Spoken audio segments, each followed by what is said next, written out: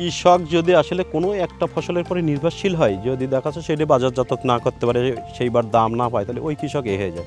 কারণ হলো কৃষকরে বহুমুখী উদ্যোগ থাকতে হয়, তার সেইভাবে যদি সচেতনভাবে চাষ করে তাহলে সেই কৃষক লাভবান হয়। যেমন আমি ফল চাষে আছি, তারপর সবজি চাষে আছি, মাছ চাষে আসি। তো এই জন্য প্রত্যেকটা কৃষকের উদ্দেশ্যে আমি এটাই বলবো যে কৃষক সে বহুমুখী যাতে প্রশিক্ষণ নিয়ে বহুমুখী থাকতে পারে, তাহলে সেই কৃষক অন্তত সাফল্য অর্জন করতে পারবে। 10 বিঘের একটু বেশি হলো মালটা, আর 10 বিঘের একটু কম হলো কুল। মিক্সড আছে 6 বিঘাই।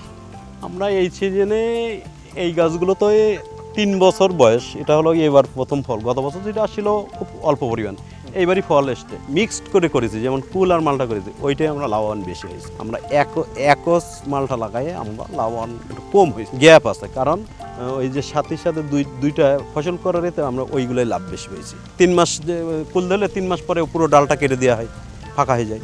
এই জন্য আমরা ওই সাথী ফসল হিসেবে যেটা এটা করেছি ওইটাই লাভবান হয়েছে। আপনার যখন দুটো ফল দুই সিজনে হয়, যেমন এখন মালটা হারভেস্ট করার সময় এসছে, তাহলে এখন আমরা মালটা হারভেস্ট করে মালটাই কিছু সার দিয়ে থুয়ে দেবো, আবার ফুল আসতে 4 মাস দেরি হবে। তার ভিতরে আমাদের কুলে এখন ফুল এসে গেছে, কুল আবার এসে যাবে, তাহলে কেউ করে না। তা যদি আমরা একটু দূরত্ব বজায় রেখে যদি এটা করি, দেখা যায় যে এইটাই আমাদের লাভ।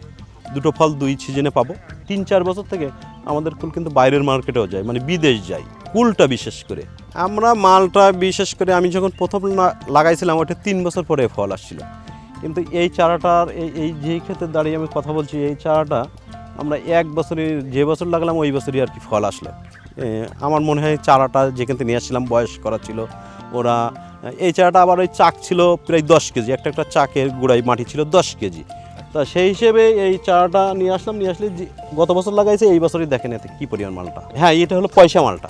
এই গোড়ায় দেখেন, এই প্রত্যেকটা গোড়ায় দেখেন পয়সা আছে, দেখেন সব পয়সার দাগ আছে। পরিচর্যা দেখাচ্ছে অনেকভাবে করে, রাসায়নিক দিয়ে করার করে, বিভিন্ন দিয়ে। কিন্তু আমি যেমন রাসায়নিকও ব্যবহার করেছি, জৈব ওইভাবে ব্যবহার করেছি। কারণ আমরা জানি যে একটা গাছ জৈবর বেশি প্রয়োজন হয়, তা সেই হিসেবে আমি জৈব দিয়েই বেশি করেছি। আর সেই ক্ষেত্রে আমার গাছ কোনো ভাইরাস নেই। অন্য মানুষের ক্ষেতে আমি গিয়েছি, গত সপ্তাহে আমি এখান থেকে প্রায় 10 কিলো তফাৎ একজনের বাগান পরিদর্শন করতে গেছিলাম, গিয়ে দেখলাম ওনার গাছ 2 বছর লাগাচ্ছে, অনেক ভাইরাস। কিন্তু আপনি ঘুরে দেখেন যে আমার কাছে কোনো ভাইরাস নেই। কেননা এই মালটা যদি ভাইরাস হয় তা ওই ফল হবে, কিন্তু হয়ে আস্তে আস্তে ঝরে যাবে, বড় হবে না, এরা মোটা হয়ে ওই ফলগুলো পড়ে যাবে।